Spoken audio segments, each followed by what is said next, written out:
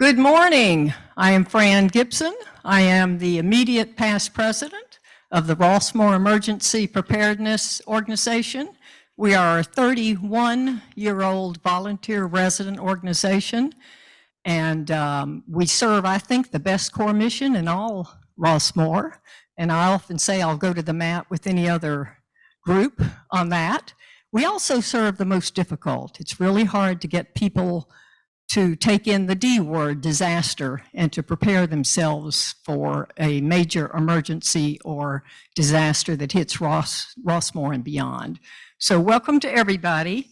You've noticed this morning that the storm door has opened for Rossmoor and beyond.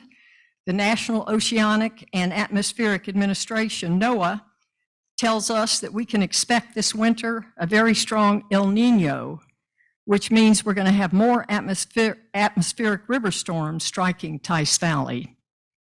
Last year, we had 13 hit the Bay Area. On average, they were 50 miles wide. The expectation and the forecasting is for the next several years, those atmospheric river storms may go up to 100 miles wide to 150 miles wide. And these are storms that come out of the Pacific Ocean, out of the warm currents, and are brought up and deliver a lot of rain, way too much rain at any one time. If you remember, last year we had major drainage issues all over Rossmoor, so be prepared for that. Also this week we experienced the season's first red flag warning day. Red flag warnings are broadcast when the temperature is high, the humidity is low, and the winds are gusty. And I like to say it's a perfect storm for a wildfire storm. If you are on Rossmoor-Nixle, if you're on some of our other endorsed apps, emergency alert apps that EPO sponsors, then you'll know that when you get a red flag warning, take that grab and go bag, put it by the front door, and remain vigilant, knowing that weather conditions are such that we could get a wildfire either entering Rossmoor or starting here and heading around.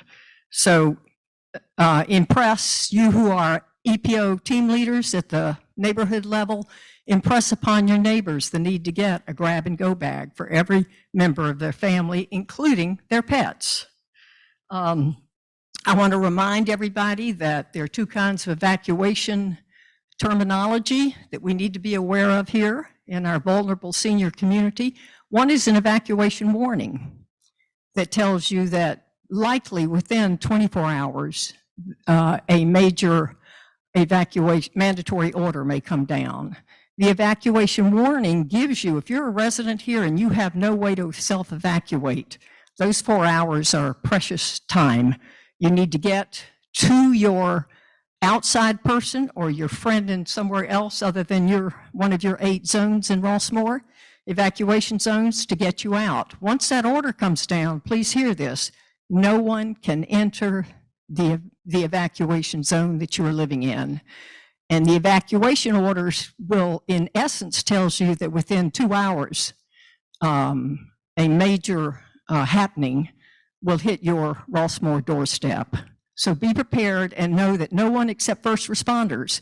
If I like to use this as an example, if I'm having a meeting with Tom Cashion, our wonderful public safety manager, and he and I are at Gateway, and my evacuation zone, zone 3, is evacuated, I cannot drive back in to get my grab and go bag or to get a pet. Please keep this in mind. Warnings are absolutely essential. Pay attention to the warnings. And if you need help self-evacuating, help to get evacuated because you cannot self-evacuate, those 4 hours are the time for you. So make a plan now. Who can you ask to come get you if you're not able to evacuate? So those two are very important. I've been serving as a member of our awesome new MOD director, Jeroen Wright, and we are making progress on getting Rossmoor certified as a FireWise USA group. So we'll be meeting in the next several months to make certain that all is in place for us to apply. Once we apply and are accredited, then the real work begins. FireWise is a wonderful program, national program, and it does much to encourage our 23 mutuals or HOAs to make the kind of landscaping changes they need to make so that we're more wildfire resilient. They talk about the 0 to 5 feet, that area that's closest to every structure here, every Rossmoor GRF structure, you know, open to us, the public amenities, and it applies to your homes as well, that nothing is in that 0 to 5 feet portion closest to your home, that if an ember drops there, it's not going to set a fire. So we're looking for ember-resistant maintenance and planning for all of our HOAs, and I think this program is going to go a long way to help make us as residents safer. So I congratulate Yaron for taking this on. When I first became president of EPO, I asked Dennis Bell if we had given any thought to becoming a FireWise community, and he said no. So it's been taken up now, and it's going to be part of our wildfire resiliency for this community. Our county public health officials have instituted a new mask order in all healthcare settings to protect against the tridemic, they're calling it, of COVID, the flu, and RSV. The respiratory virus season runs from November 1st to April 30th, and it's here at our doorstep. So check with your healthcare provider. You may be someone who needs to get the RSV vaccine. This is my final meeting serving as your EPO leader. It's been a role that I have loved. I really have enjoyed the 4 years. And I do say, again, we do serve the best core mission in all Rossmoor, but we also serve the most challenging. I've had some home runs. I've had a few strikeouts, being human, but I think we have taken Colene's great platform that she gave, that we inherited, and we've taken it to the next step. And hopefully someone will step up to be EPO president over the next several months. I will support that person completely. And in the meantime, we will go to a committee structure. You'll be hearing about this in the Rossmoor News. The board and I need to meet, and I would like to continue being the communications director for EPO and have the role of working closely with George Ivanoff, Channel 28, and Ann Peterson, Rossmoor News. So I'd like to enumerate just a few innovations that our wonderful operations team have brought us. We now have our own YouTube channel, thanks to the talents, multi-talents of our high-tech coordinator, Harris Greenberg. Harris works closely with Rossmoor Television to produce edited recordings of all our EPO meetings. They are posted on our website, and this allows residents who may not be mobile, cannot attend a meeting. We have enlarged our core mission for Rossmoor EPO under my leadership. Probably only half of our entries are covered with an EPO team, and I worried about those residents who don't have information. So we have, with the support and the guidance of Tom Cashion, our wonderful public safety director, George Ivanoff, director of Rossmoor Television, and Ann Peterson, our communications director, to spread the word as widely as we can on the risks that we face here and what we need to prepare for. We have already a year's worth of weekly quick tips in the Rossmoor News that I have written, and I have received a lot of praise from Rossmoor residents who do not have an EPO leader and team, that these have been very helpful. So we will continue that in the next year. There will be a weekly EPO quick tip for our residents. We've had 75 scheduled entry meetings with Berkeley's Best Equipment Company.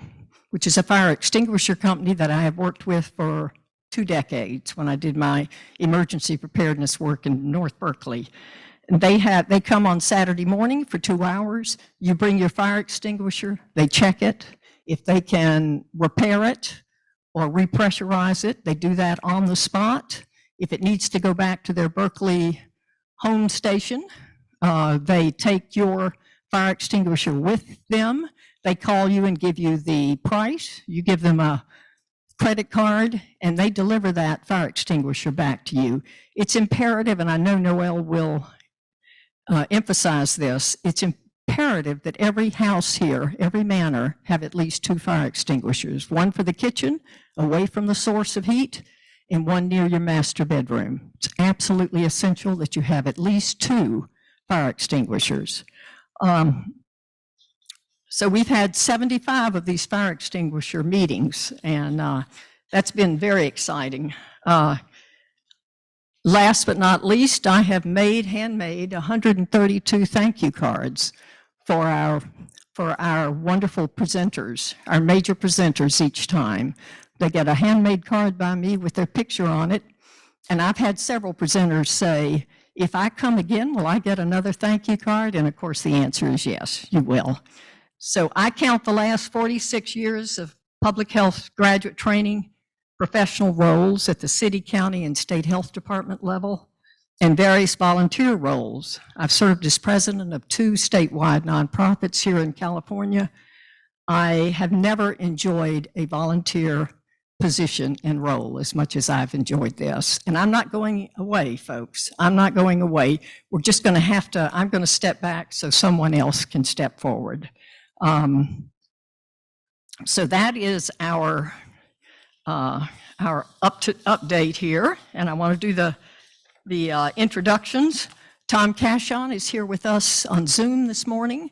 So we're happy to have Tom here. He's our 2nd public safety manager in our near 60-year history of Rossmoor. He's been in this role since April 2021.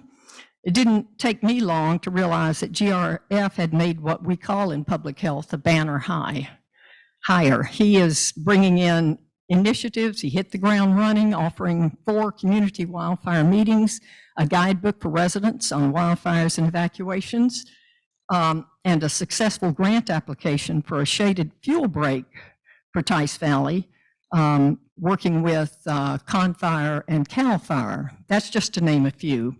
His motto is, quote, a safer Rossmoor, end of quote. And his goal is to work closely in unifying and simplifying our emergency messaging. And EPO joins him. We are delighted that our messages reflect the best practices in the field of emergency messaging and management. Tom and I will work together soon to publish a residence guide, very similar to his wildfire guide, that this one will be on earthquakes. And keep in mind, as much angst appropriately as wildfires bring to this community, still our number 1 natural hazard here is earthquakes. And you've seen a whole spate of small earthquakes around in the Bay Area. So it's Mother Nature's way of saying the big one is coming. So we need to be prepared. And Tom and I want to work on that and get the word out. Tom has been an absolute treasure to work with, and Tom, you've helped move Rossmoor EPO closer to its single core mission of helping residents ready their households for a major event or incident, and we're delighted to have you as a partner. Welcome, Tom. Noell Crosse is here this morning. She serves as the Public Education Coordinator for Contra Costa County Fire Protection District. That's why we say county fire or con fire. It's much easier. I remember the very day that Tom Cashion described his excitement having worked with Noell on an evacuation drill project when he was still with the Walnut Creek Police Department. Noell worked for 15 years with the Contra Costa Animal Services, and before beginning her work in 2006 in emergency preparedness and disaster response, she was a member of the Concord Community Emergency Response Team, known in our community as CERT. She's worked on several emergency animal sheltering efforts. She was a disaster service worker in the Lockheed fires that ravaged the Santa Cruz Mountains in 2009. That fire was fed by an unattended campfire. She joined County Fire as their public education coordinator with their wonderful risk reduction unit, and I love that for a name that sums up their core mission. My first take on Noelle's crucial prevention work was her shining passion for reaching all county residents. Her passion is highly infectious, and I am often reminded when I'm with her of poet Maya Angelou's quote, "The desire to reach for the stars is ambitious. The desire to reach hearts is wise." Welcome, Noell. Colene is the blood program lead for our quarterly blood drives, co-sponsored by Golden Rain Foundation, EPO, and the Northern California chapter of the American Red Cross, a role she took on after having served for 5 years as president of EPO. She will describe our Rossmoor blood program this morning and ways that we can give life-saving blood to those in need. Welcome, Colene. So now we will come to Colene for her blood report. It sounds like a vampire report, my blood report. A little bit. I want to thank Fran for doing the president for the last 4 years, and what a wonderful job that she has done. Let's give her a hand.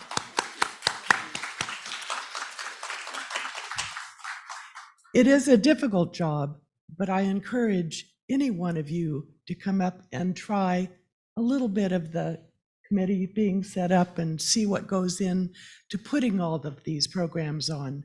Daryl just put on a safety fair and all of these different things. They've been going on for years, and they need everybody to step up. You all are getting the benefit from it, but you all need to participate in something in this organization, because that's what it is, an organization for everybody to be part of.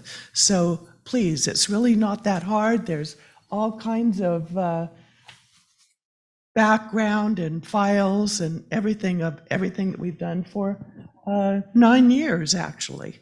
So please step up, people. We need you, just like we need you in the blood drive. I'm going to transition a little bit right now and tell you.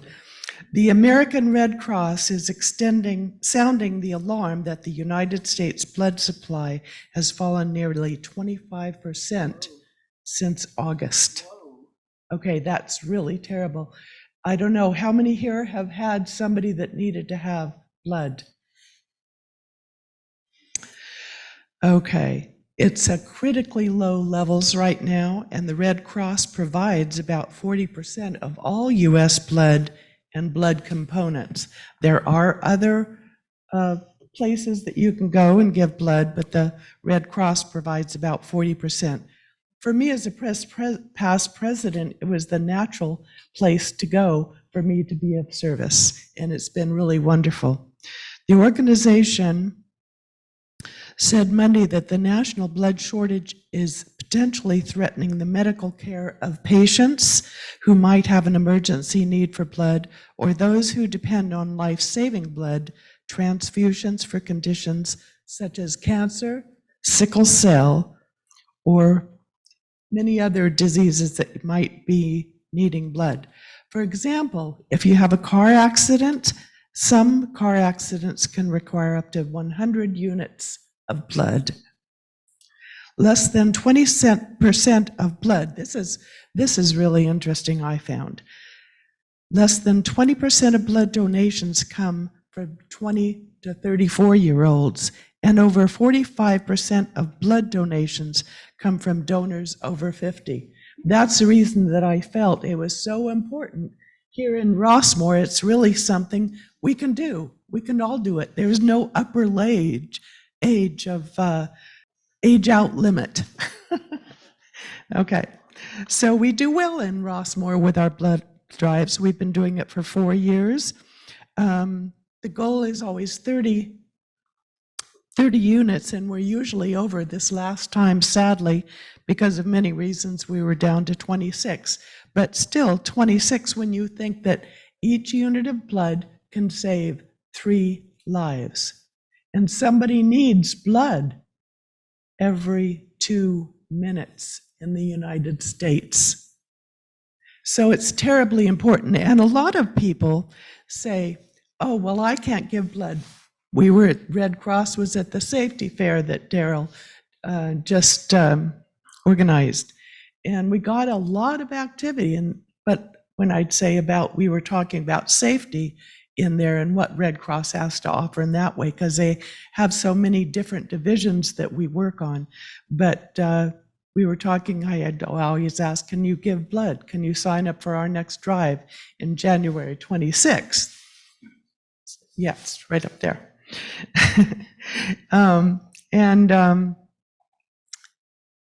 They said, oh, well, I can't give blood. Well, sadly, when I got AFib, I can't give blood anymore either because I'm on a blood thinner. But I know other people that can. So you can talk to your neighbor, you can talk to your family. There's no reason why we shouldn't be able to fill up the 44 slots here in Rossmoor quarterly. It's very important. So I'm asking you, please, to help us and talk to your neighbors, talk to your family. If you can't give, and even if you can, talk it up. Tell people how important it is, because the amount of people giving has gone way down. They used to do a lot of donations in high schools even, but they haven't been doing that since the COVID. So please, everybody can help on this one, and it's life-saving. Thank you.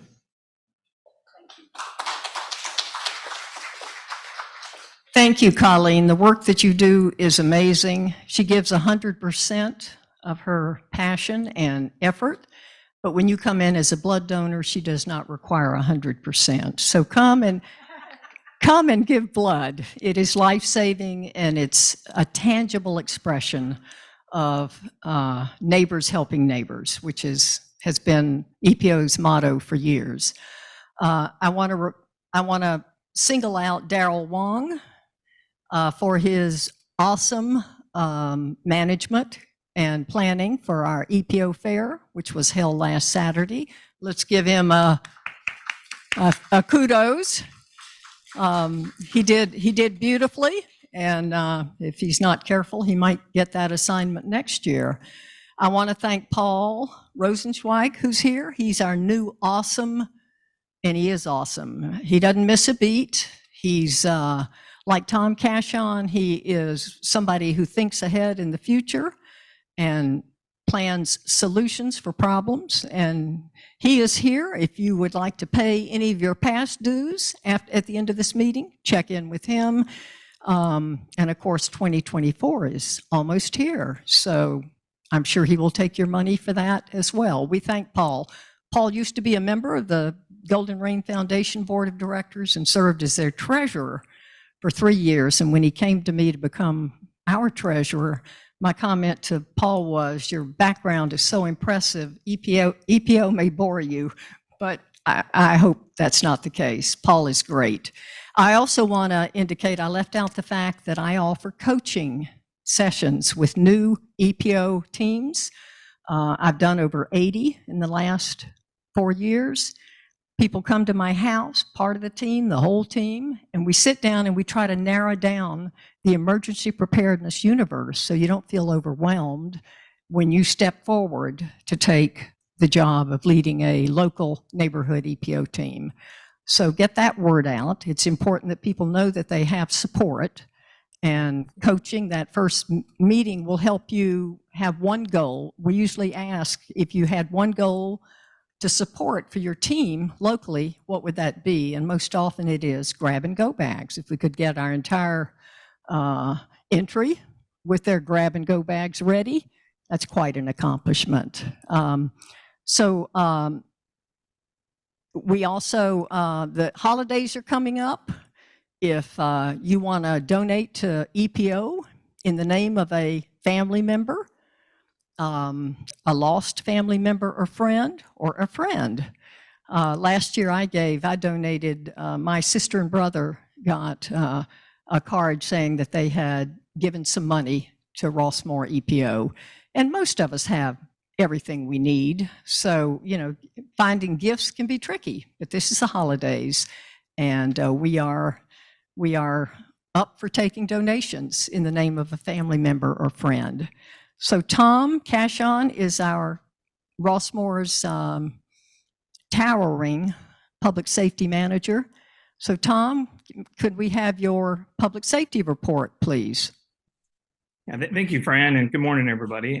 Sorry I'm not there. I usually like to be there, but our household got hit with COVID and then also RSV, so we're busy here, so I didn't want to bring that. I mean, I am a giver, but I don't like to give that stuff to people. So let me first say, Fran, oh, geez, your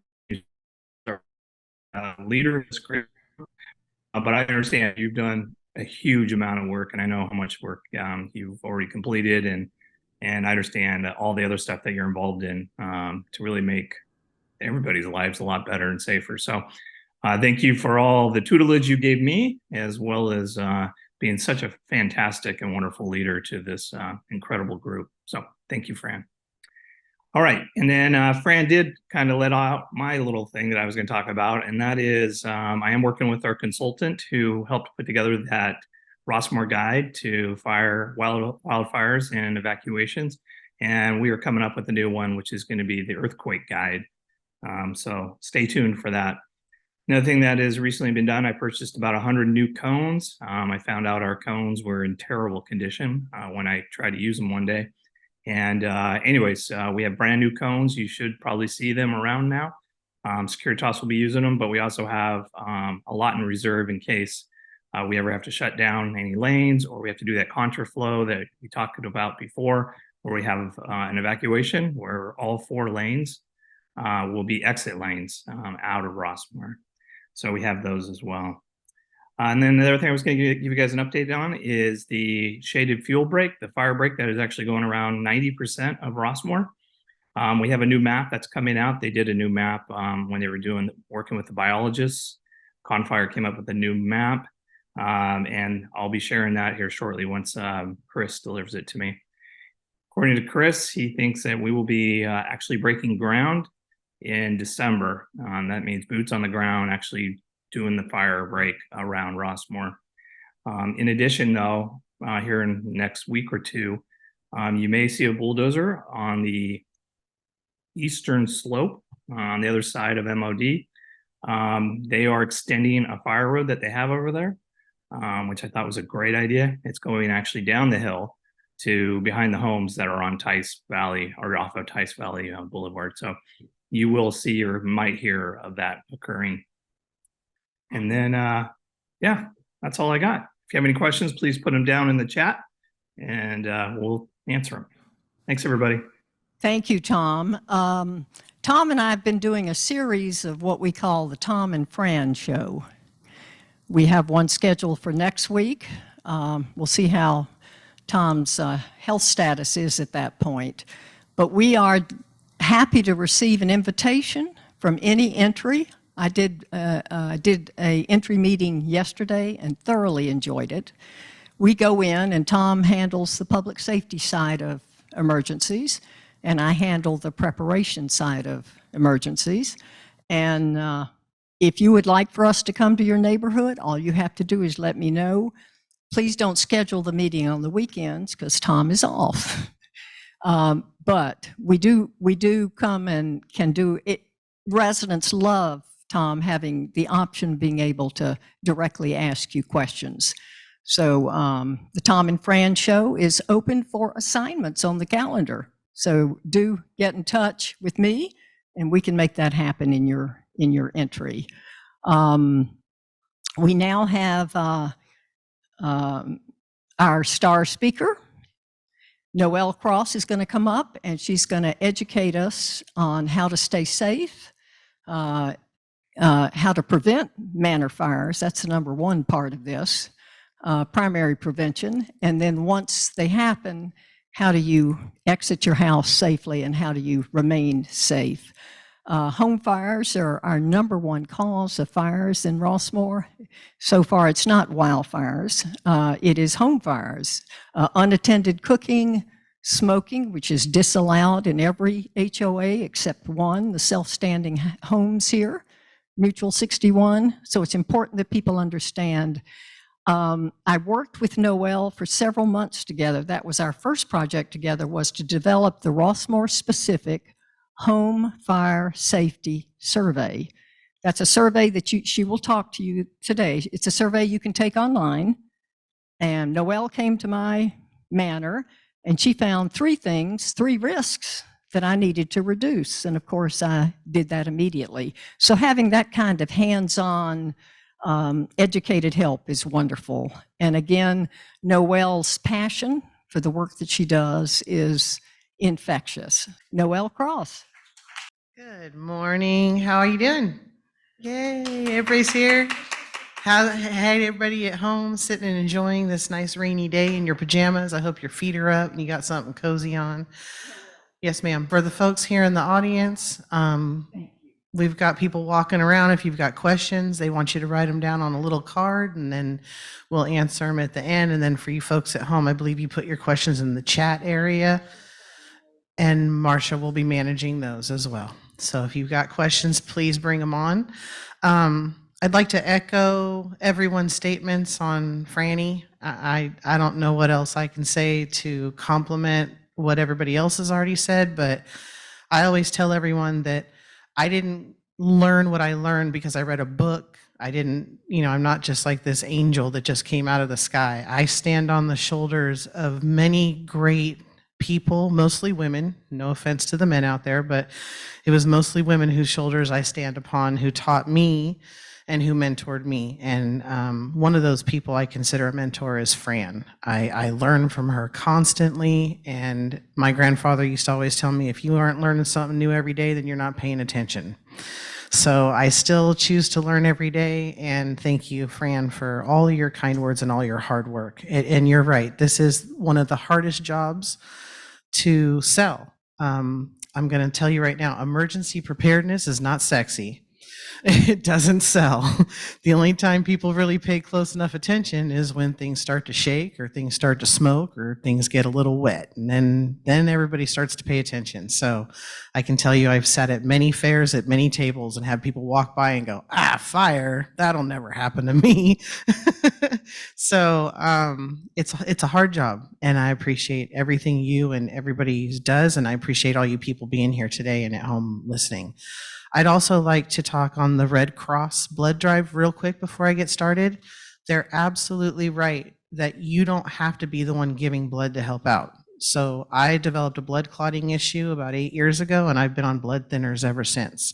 I used to donate blood. I used to go I think it was 4 to 6 weeks, and I used to do blood and platelets. And I can't do any of it anymore.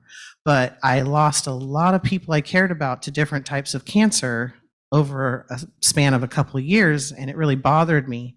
So I wanted to do something. So I hosted a blood drive at my own personal home. And literally the Red Cross brought out a van. I had people sign up, and I barbecued hamburgers and hot dogs for everybody and turned it into a neighborhood gig. And I would do it again in a heartbeat. Every friend, every neighbor, every relative that came talked about how good they felt afterwards.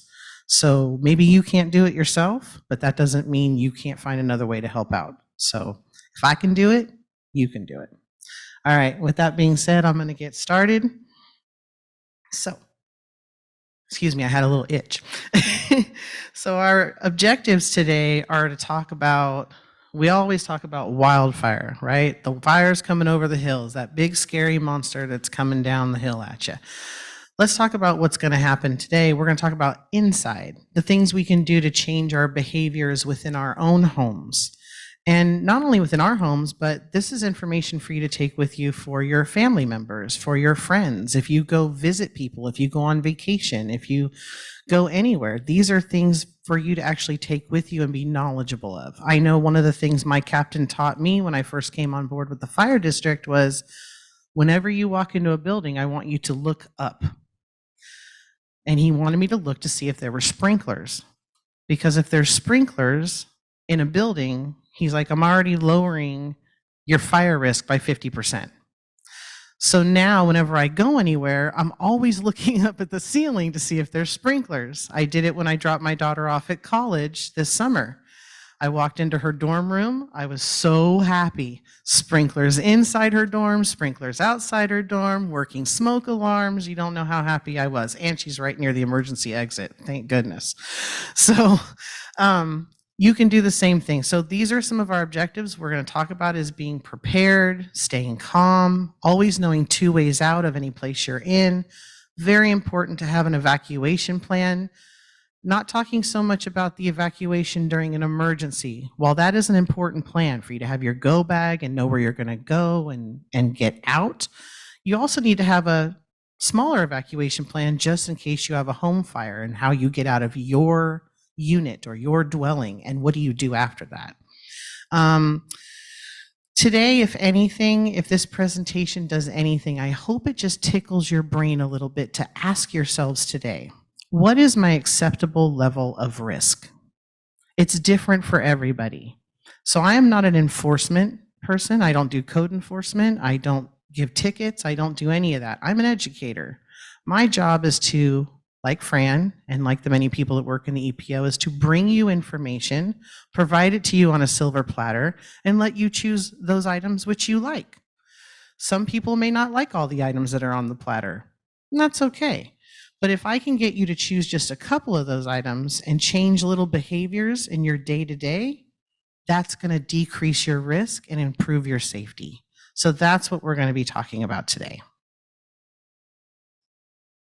So being prepared, I'm going to pull this a little bit closer to me.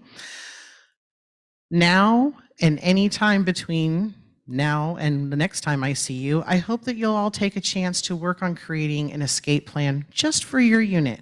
And if you have family or friends that live in the area or don't live in the area, talk to them and ask them. Ask your kids, ask your grandkids, ask the people, your friends that you care about. Do you have an escape plan? What are you going to do if there's a fire in your home? If you're now here, you guys, most of the places around here are what we call multifamily residential facilities because you're not just living in single family dwellings. You're living where you have neighbors to either side of you and possibly above you and below you. So if you had to leave, do you know where your quickest emergency exit is in your building, in your hallway? And if you don't, now's the time to get familiar with that, especially any new folks that have just moved in. If you need to, count the doors between your door and the emergency exit. I know you guys know you're not using any elevators, right? If there's an emergency or any kind of earthquake or fire, those elevators are not going to work. And that's a scary thought to think about, especially if you have mobility issues. We're going to talk about that in some future slides here. But now's the time. What is my acceptable level of risk? Where's my nearest emergency exit? And what's the fastest way for me to get to that exit? These are the things we should start, basic things that we should start paying attention to now. If you wake up to a fire outside of your apartment, okay, outside of your unit or your dwelling, do you know what to do? If you wake up and you hear alarms going off and you realize there's no fire in my unit, but there might be a fire outside of my unit, is it safe for me to evacuate? You should go to your door, not the door handle, but the door, put your hand up to it, feel it. For those of you, if you can see me at home, I'm putting the back of my hand to a door. See if it's warm to the touch. If it's not, do something that my grandma called a little sneaky peek. Pull the door open just a little bit, peek out. Do you see fire or smoke?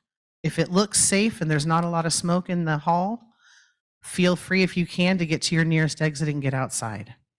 If your pathway out to an emergency exit is blocked by fire or smoke, close the door between you and that fire. If there's a crack in the door, put a blanket or something down below to seal that off.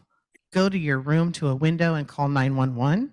Let the dispatcher know exactly where you are, and the fire department will come and get you. Closing a door between you and a fire can save your life in a home fire. We are going to touch on that, and you're going to see a video about that here when we go a little bit further. I'm not going to read every single bullet point because if I did, we would all be here for 3 hours. But just know that this presentation obviously is going to be on the EPO YouTube channel. And if at any time you want this personally, Fran has this, Harris has this, they can email it to you and you can view it at your own pleasure, whenever you want. Make sure I got the right one. Okay. This is something that I added to the presentation because it's something that's been brought up by several mutuals and brought to our attention, is building fire safety. There are fire doors at the ends of certain hallways and certain mutuals, and a lot of them get propped open because, let's be honest, they're heavy doors, right? And when you're carrying in groceries or other things, you don't want to have to open it every single time. So a lot of people will block those exits and they'll block it with a rock or they'll prop the door open. This is an unsafe practice, but we also understand that life happens. If you're moving in or you're carrying groceries and you need to prop that door to give yourself a little help because it's a little too heavy to open every time, okay, but let's just be mindful to close it back up when you're done. There's a purpose for these doors. They're there to close off the fire and to squelch it out. We're going to show this in a couple slides that we're going to come into, but fire needs 3 things to live: heat, oxygen, and fuel. Those fire doors are there to cut off the oxygen, cut off the supply, and also block the smoke from going anywhere else. So if the landings, when you go into the stairwells, when you have to use those instead of the elevator, your fire escape, the landings, those areas need to be cut off from the fire because that's a safe place for you to stay. If you can only get to a landing and you need to wait in a stairwell for the firefighters to come rescue you, you need those fire doors to be shut because it's the smoke that's the issue. Sure, fire is a problem, but it's the smoke that we really need to be mindful of. As well, I want you all to be sure that you have working smoke alarms in your units. Any room that somebody sleeps in, okay, any room, sleeping area needs a smoke alarm, working smoke alarm. Working being the operative word. So working smoke alarm in your rooms and one outside of the bedrooms to wake you up. If you have hearing issues or you know anyone you care about has hearing issues, the Red Cross has a great cache of smoke alarms for hearing impaired. They are Bluetooth operated. They can install them for you at no charge, and a device attaches to your bed, and if the smoke alarm goes off at night, it will shake your bed to wake you up. Some people already have these items for their cell phones, where if their phone rings or alerts, it shakes the bed to let them know, because if they can't hear, if they take their hearing aids out at night, you can do the same thing with a smoke alarm. So if you know anybody in need, please get hold of your local Red Cross. I'm sure Colene could get you in touch with someone. Very, very important. All right, carbon monoxide. Remember, we're talking about inside our units, right? We're talking about what's going on inside our own homes. We're not worried about the hills right at the moment. The hills we're talking about are inside our homes. Carbon monoxide is still the leading poison killer across the United States. We just lost 3 Marines a few months ago to this. They were at a gas station and it was cold out, so they left the car running. It had they had done something with the exhaust and changed something. It had been fitted differently, and while they were waiting for their train to come, the exhaust had poured into the car and they succumbed to carbon monoxide poisoning. It is odorless, tasteless. It's invisible. You don't see it. So that's why it's so dangerous, and we need to be mindful of that. Your units should also have carbon monoxide detectors, and they are to be replaced just like smoke alarms every 10 years. If you have any questions about that, please let me or anyone from the EPO know, and they can give you information and help with that. These are some of the symptoms and why it's such a killer. What is this? Headache, nausea, drowsiness. I get that on Monday mornings just knowing I have to go back to work. I have that at least once a week, depending on how my week's going. So these are things that can go undetected. You might just think you're not feeling good or you're having allergies or whatnot, and then it gets you. So let's be mindful of that and pay attention to that as well, especially those of you that still have natural gas appliances within your units. And I know there's a lot of water heaters still out there and things like that. So be mindful of that. If you evacuate your unit or your mutual, you are to wait outside for the fire department, move away from the building, of course. This is all common sense stuff. You guys, we're all grown people. We're adults. We know how to do this. But if you think one of your neighbors or somebody with mobility issues is still inside their unit and you need to let someone know, please don't be afraid to walk up to any one of my peoples, okay, with the fire department and let them know. Let them know immediately, hey, back unit, left-hand side, in the middle. Even if you know the unit number, that's fantastic. Say, I know that person up there has mobility issues. I haven't seen them out here at the meeting area. We have our safe meeting place to do a head count. I don't see them. I'm pretty sure they're in town. Can you please go check? That is our job, protecting life and property and rescue. So while there will be firefighters suppressing the fire, there will also be firefighters going to check on rescuing people as well. Please let someone know as soon as you can. Once it's safe to go back inside, the firefighters will let you know, and of course, then you can go back inside. This is a short video. It was done by the Seattle Fire Department. I don't know if any of you have visited Seattle, but there's lots of high-rise buildings and apartments and things like that, and I just thought it was a really nice video to share, so we're gonna watch this. And it just reiterates what we just went over about home fire safety. We're going to get into some more stuff here in a second.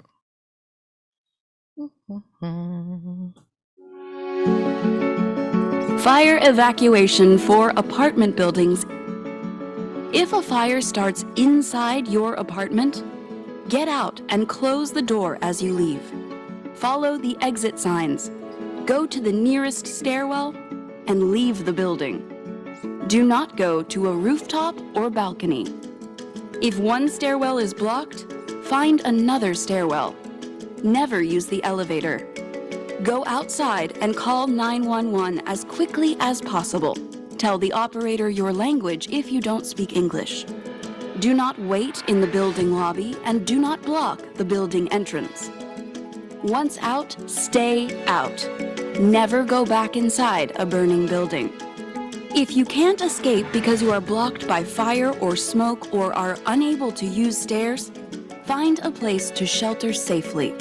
Seek shelter in a neighbor's apartment or wait in the stairwell landing with the door closed. Firefighters will come up the stairs and help you down if necessary. If there is fire or smoke in your building and outside of your apartment, stay inside your apartment. Keep the door closed.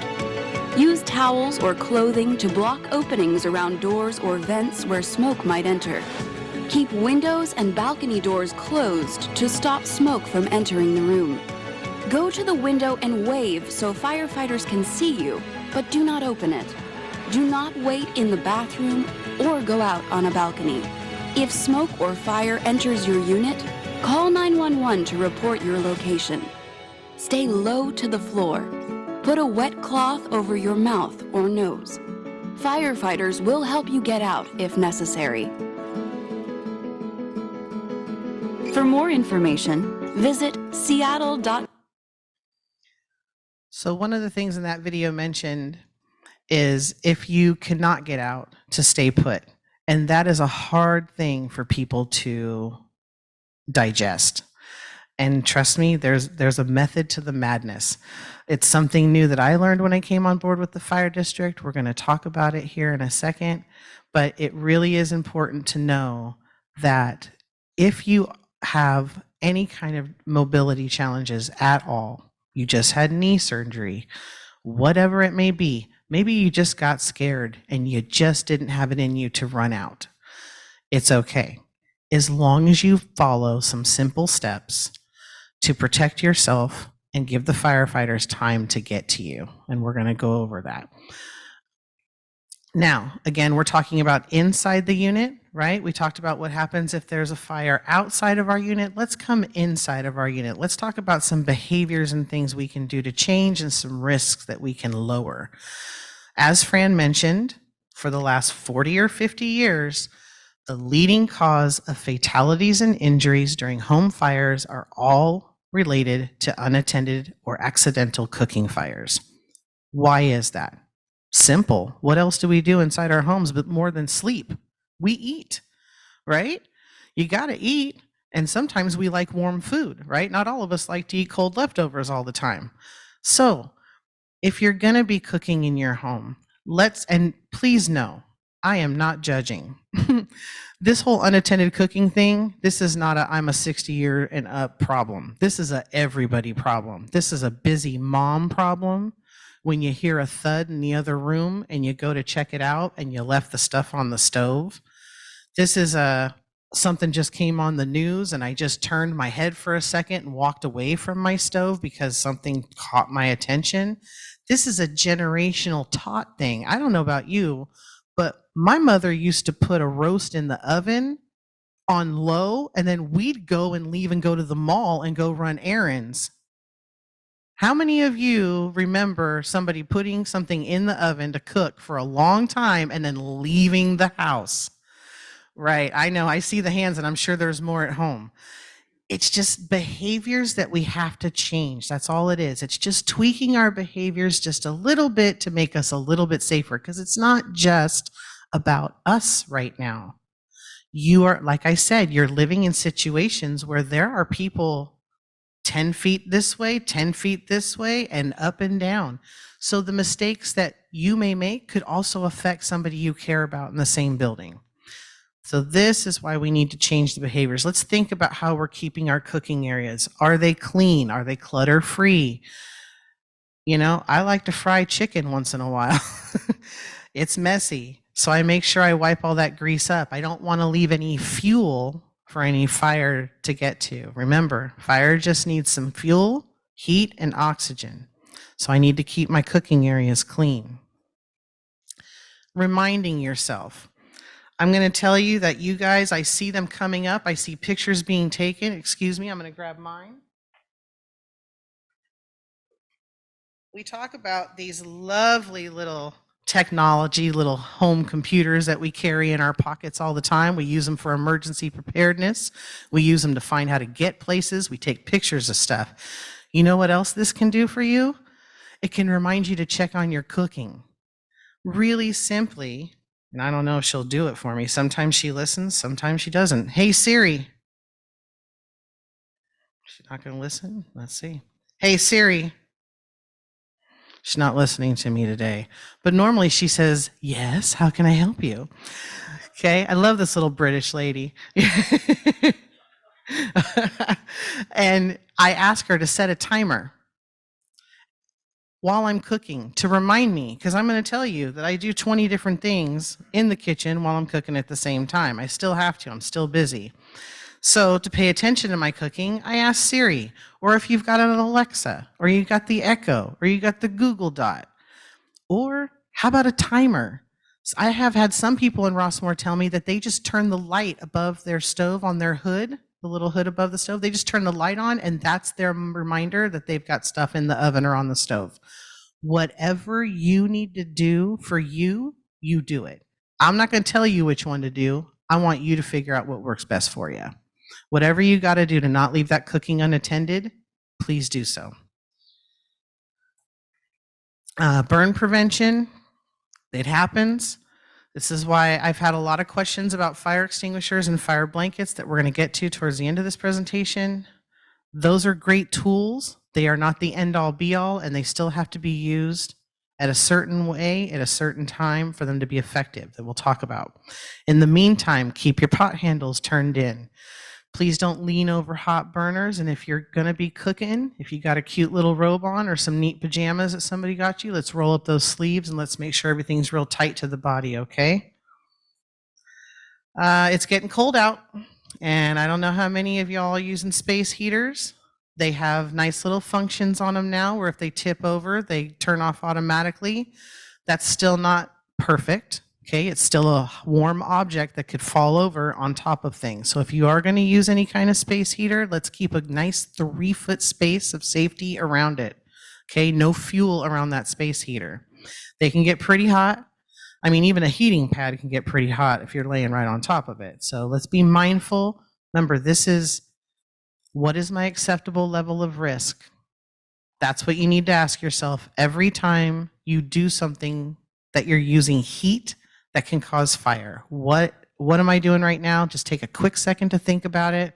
If you notice there's too many things nearby, if you notice you got too many tchotchkes on the stove, move them. If you notice that the towel you hang up on the microwave hangs right over your stove, move it. If you notice you've got newspapers sitting right next to your space heater, move them. One little movement, one change in behavior can improve your risk, right? And lower and make it safer for you. So, obviously turn them off. Common sense stuff, I know. Electrical fires. Christmas is coming.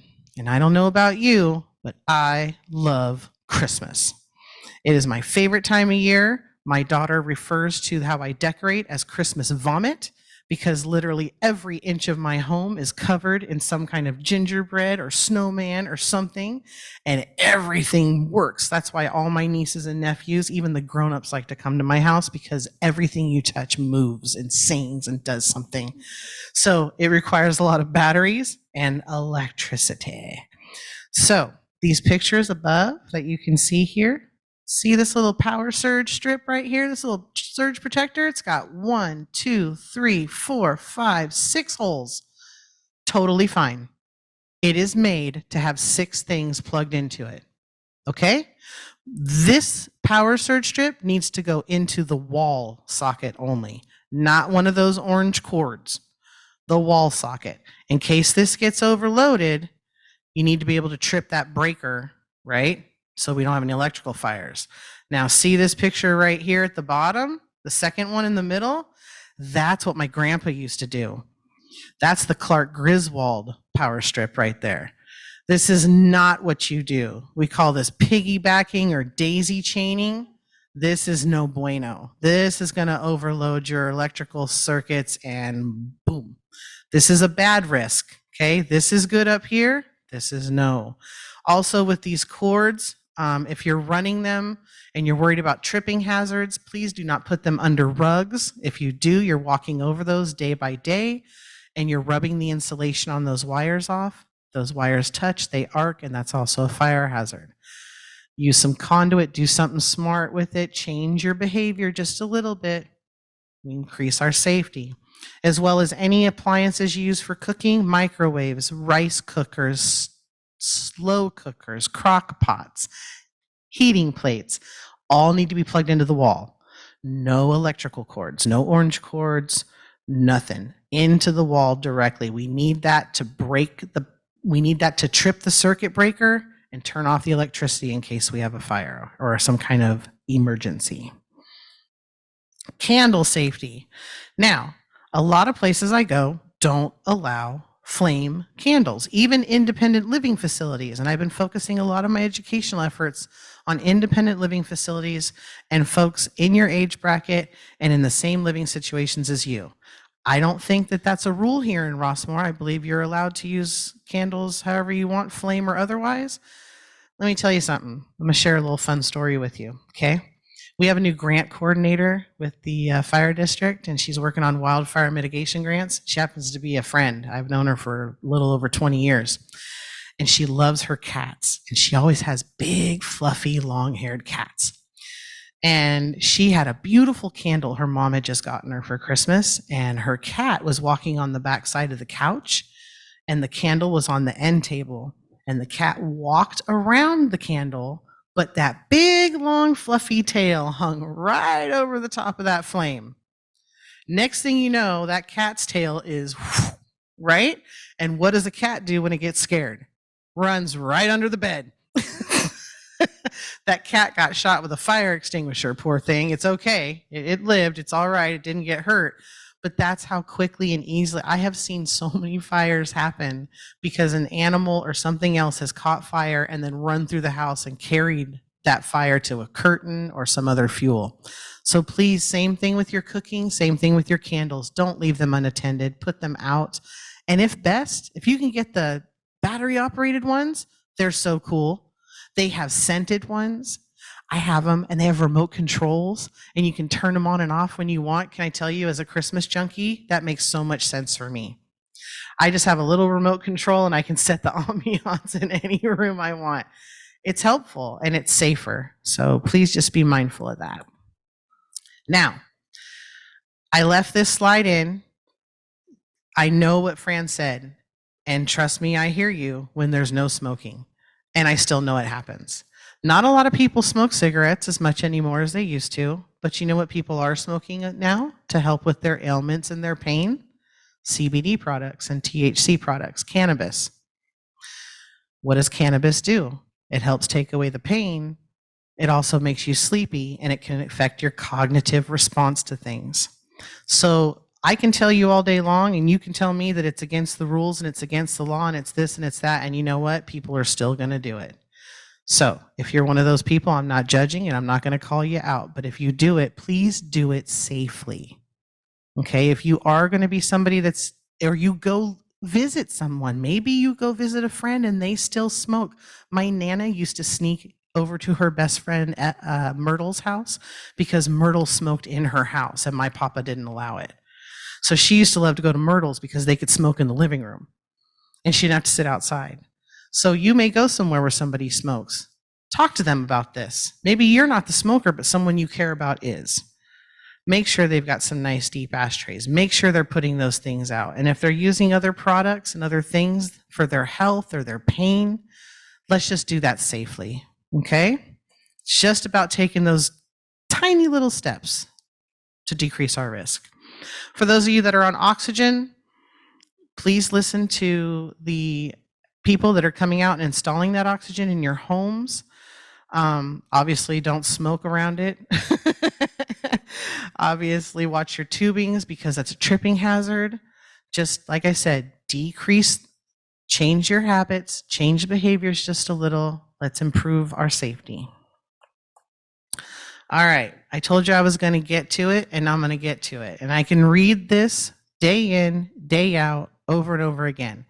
And I will say to you that if you have to shelter in place, before you even get to the sheltering in place part, when you sleep at night, how many people here, when they go to sleep at night, sleep with their bedroom door closed? Please raise your hand. I got 5. So the rest of you don't. And there may be reasons why you don't. For those that did, thank you. You're sleeping safely. For those of you that don't, I would like to show you why. And like I said, I can read through all this stuff, but a picture is definitely worth more than my words. So let's watch this. This is something new. I always thought my parents made me close the door because they just didn't want to listen to us kids at night and they were tired of us. They had enough. They worked all day. They dealt with us. Go to your room and shut the door. Out of sight, out of mind. Unbeknownst to me, and little did I know, it was actually the safest thing they could have done for us.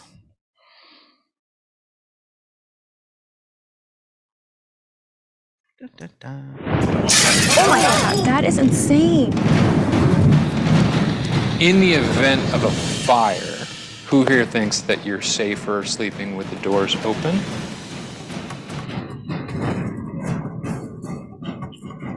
I keep them open because I was a mom for so long. My kid's room is 2 doors down from mine. Always open. I'm not all that confident they would stop anything anyway.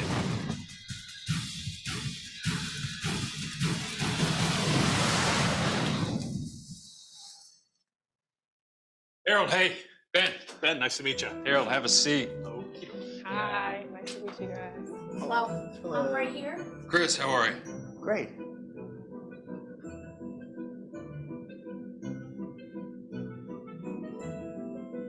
As you think about fire safety, what keeps you up at night? Yeah, I'm not too concerned. I probably don't think about a fire threat as much as I should because I do forget to turn things off often. Have you ever been through one? A fire? No. We told you that you'd be coming here today for discussion, but what we didn't tell you is that there is also a demonstration that we want to show you. Sound good?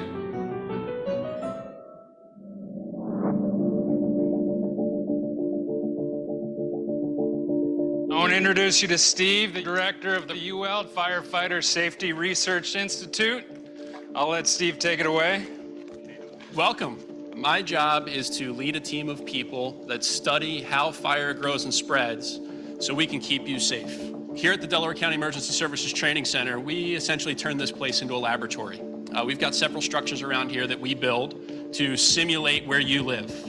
And one of those structures is right here behind me. What I want you to do is I want to take you inside here and I want you to see how this looks like your home. And then once we get you outside, we're gonna go ahead and recreate what would happen if there was a fire in this structure right here. Look pretty normal? Yeah, got some furnishings. You'll notice the difference down here as we walk down. This bedroom door will be closed, and the one at the end of the hall will be open. And what I want you to do is pay attention to the comparison of the two of those and think about you and your family trying to survive this fire. All right, we just hit the button. We have ignition.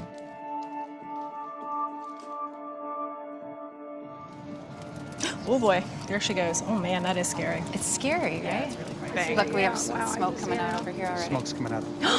What a lot of people don't realize is that the furnishings that are in our homes today are made of synthetic materials. So they burn so much faster than your old natural cotton-filled furnishings used to be. The statistics that we've seen through our research is in about 40 years ago, you had about 17 minutes to get out of your house after the smoke alarm sounded. Now you have less than 3 minutes. Holy crap. See, this is the things that we were.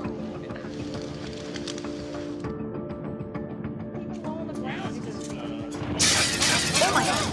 Whoa. Can you feel that? How can you survive that? Seriously. That is insane. All right, go ahead, knock it down.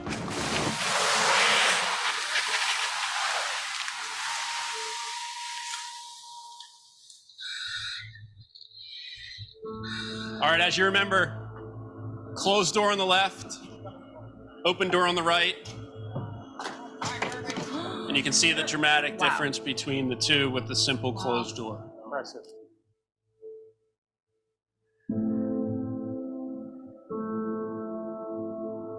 We want people to be as prepared as possible and understand the importance and how little time you have and what that simple barrier can provide to you and your family should you have a fire. I want you guys to throw some hard hats on and some safety glasses and at least poke your heads in the windows, or you can even walk in the hallway if you want. Give me a word or phrase to describe what you just saw. Anxiety. Frightening. Terrifying. I really didn't expect anything like this.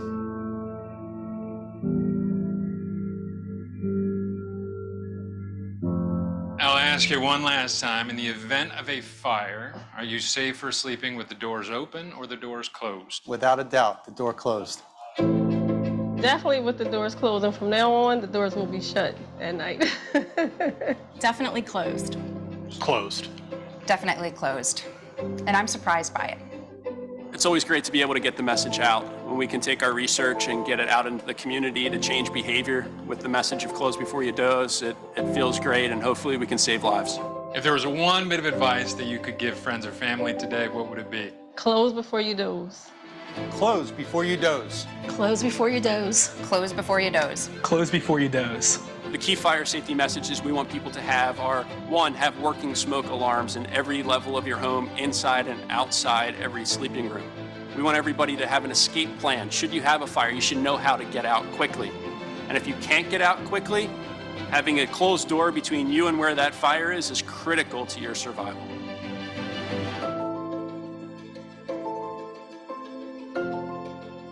So these UL folks that you see there, these are the people that test all those cords that run everything that you get electricity that could possibly cause a fire. You see it says UL tested, there's tags, there's stamps, there's impressions. These are the people that do that. So you have research scientists, fire scientists, engineers, and they do this time and time again. This is just one of hundreds of videos. You go on YouTube and you type in close before you doze, or even just Google videos close before you doze, and you will see a plethora of videos with this same concept over and over again, showing you the success of it. It does not matter if it's new construction or old. It doesn't matter if it's a hollow core door or a solid core door. It does not matter. We had a TikTok video from a firefighter done all the way over on the East Coast. Mom was in the kitchen cooking. Baby was in the back of the house in the nursery, right? In the crib. Fire starts. Mom gets blocked off from the hallway. She can't get the baby out. She calls 911 and has to leave the house. All we see is after the fire is put out, the firefighter with a body camera He's walking through a charred hallway to a completely charred door. He opens the door and the nursery is spotless. And all you see is a broken window in the back where the firefighters got in and got the baby. This is super important for those of you that live in mutuals where you are on the second or third floor, where you're not near a safety exit or any kind of mobility issues at all. Or if you wake up and you're just too late and you cognitively didn't respond quick enough, if you heard him, he's correct. 40, 50 years ago, when a smoke alarm went off in your home, you had 17 minutes roughly to evacuate because everything was made of real wood and real fibers, and that stuff just smolders slower. There's videos of that too that you can see time and time again. Old furnishings as opposed to new furnishings with a timer set up, cameras, the whole bit. Nowadays, everything's synthetics. It's got plastics. It's got all kinds of stuff in it. That's why we're not worried about the fire so much. We're worried about the smoke and all those toxic fumes that are off-gassing from all those plastics that are in our home. A couple good inhales of that can knock you out and kill you.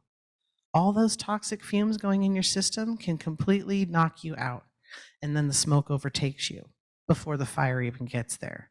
So let's plan ahead and think to ourselves, okay, I've got my plan if I can get out, but if I can't, what do? I close my door, put something down there, I go near a window. If it's daytime, get a bright colored shirt or hat. You're on the phone with the 911, you're telling the dispatcher, this is who I am. I'm in the back right-hand corner. This is my unit number. I'm by my bedroom window. There's a big pine tree outside. I've got a big yellow hat and I'm waving it in the window. If it's nighttime, take your flashlight, right? Fran and EPO has been telling you forever to have a flashlight nearby when you go to bed at night. Take that flashlight, shine it in the window so the fire department knows where you are. Let Station 3 come and get you out. It's better to be safe than be sorry. I'd rather you safe away from the smoke than caught in it. Okay? So see, like I told you, I could tell you that all day long, but seeing it is way better. All right. Now, I have these questions all the time. You're going to hear me say no a lot when it comes to fire extinguishers. It's not that I don't think that they're a useful tool. It's not that I don't think you should have them. I do. I agree with Fran. You should have a couple of them in your home. You should have one out at your carport near your car. If you're going to be grilling outside at one of the grilling stations, you should have one there. I absolutely think you should have one. But is it the end all be all magic marker eraser tool for fire? No. And if you don't use it properly and you don't use it at the right time, you could get yourself into more danger. And I don't want that to happen. So that's why we're going to talk about this.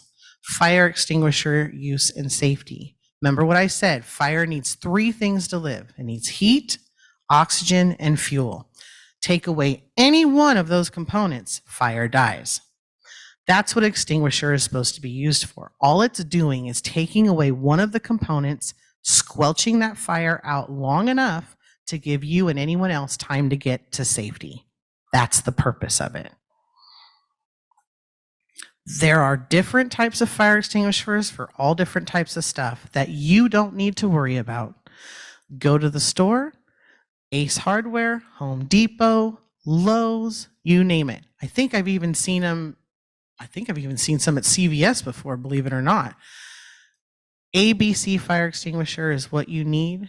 It takes, look, I hear my people now. Can you hear it? I hear the siren. I hope everybody's okay and everyone's safe. An ABC extinguisher is what you need. You can get a small one, you can get a big one. Please understand that no matter what, that extinguisher only has about 8 to 25 seconds worth of use in it. And then it's out. So, this is a fire extinguisher that the fire district issued to me when I came on board. This stays in my car in case I'm out anywhere and there is a fire. This fire extinguisher weighs about 10 pounds. I welcome you at the end of the presentation. You are welcome to come up and look at it and hold it, feel it. It is not as easy as you think it is to use all the time. And most of the extinguishers y'all are going to get are going to be those little 2-pound ones, and those run out even quicker. So they only can be used in a certain way at a certain time. Now, this is the anatomy. Everybody's seen the outside of an extinguisher, but not many people know what the inside looks like. So inside this extinguisher, you have liquid nitrogen that's right here, some air, and a little canister. Inside an ABC extinguisher, this canister that you see where my little cursor is, right there, that little canister, is filled with monoammonium phosphate. It's a yellow powder. Its job is to suppress the fire by sucking away the oxygen, which means you have to get within 6 to 8 feet of said fire and lay enough of the extinguishing dry chemical agent on there to choke that fire out, which is a lot easier said than done, especially when you're nervous and you're panicking. Okay? So let's talk.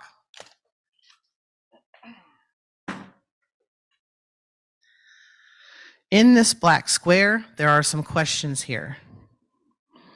Has somebody called 911 and let the fire department know there's a fire? Have you alerted anybody else in the building or around you that there's a fire? Is the fire small and contained to a single object? Are you physically able to use an extinguisher? Are you safe from the smoke that's going to come off of that fire? And do you have a clear escape route? If you cannot answer yes to those questions, I do not want you using a fire extinguisher or a fire blanket. I don't want you using anything. I want you outside. There's a method to the madness on this as well. So the first thing that needs to happen is calling 911 and getting out. Do you see this little wastebasket here? Okay. Pretend like this is a pot on your stove. All right? I'm going to talk fire speak for a minute. And I'll be honest with you, coming here and doing presentations and talking to you folks, this is my joy. This is what I love about my job. This is my favorite part, because most of my life is spent in spreadsheet hell and sitting at my desk looking at incident reports, trying to figure out what fires happened, where they happened, who did they happen to, what time of year, and where did it start? Because I have to know who to educate, when, why, and how. I can go out and send information out all day long, but if I'm not giving it to the right people for the right reasons, what's the point? So we like to target our education. That's the whole point of community risk reduction. We look at data and then we answer the data. So in the data, I look at what is the object of origin. This wastebasket, or we can call it a pot on the stove, is my object of origin.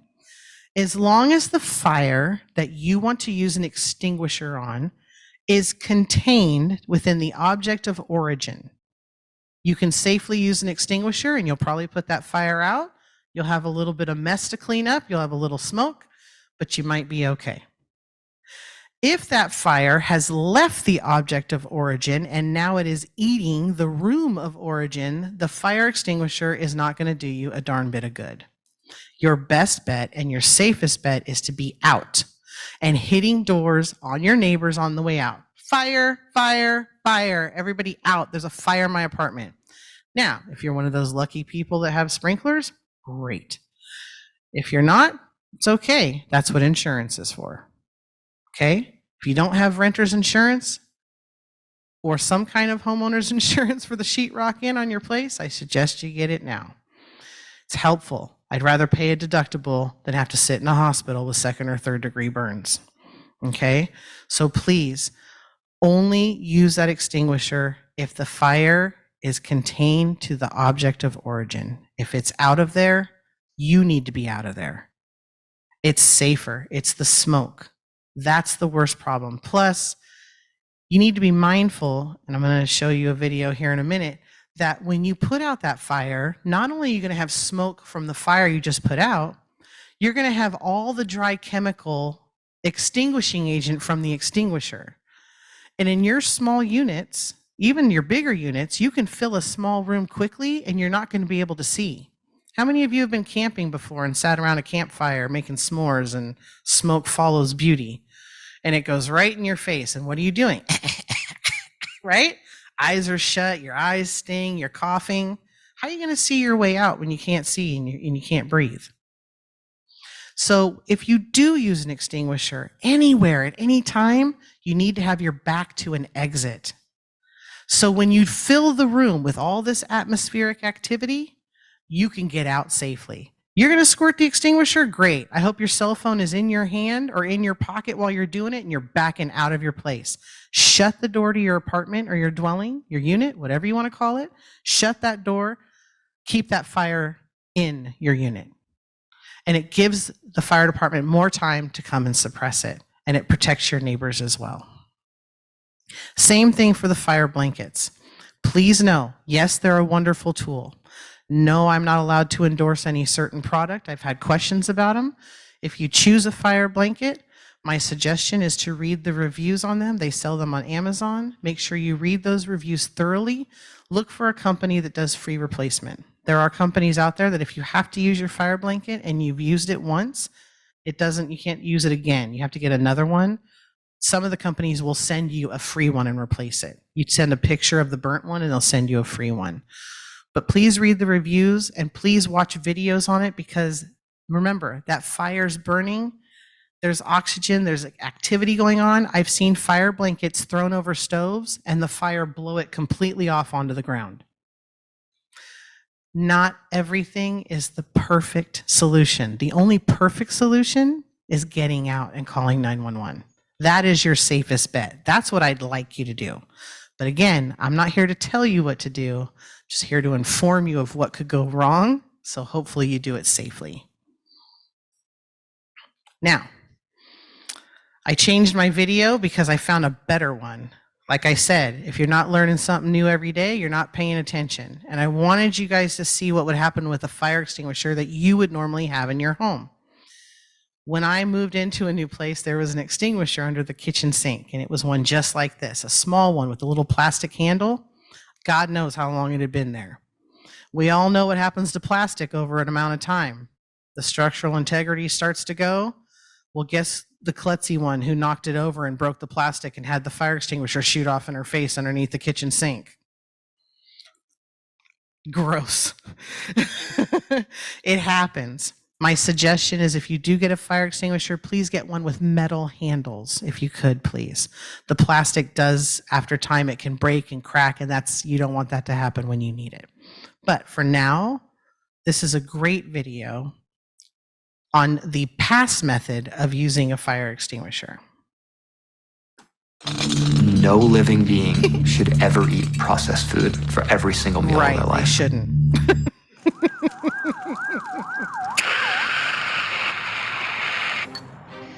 Look, in real life, that could have ended badly. But fortunately for me, I am here at this fire training facility to show you how to do this. I bet you have one of these at home, but do you really know how to use it?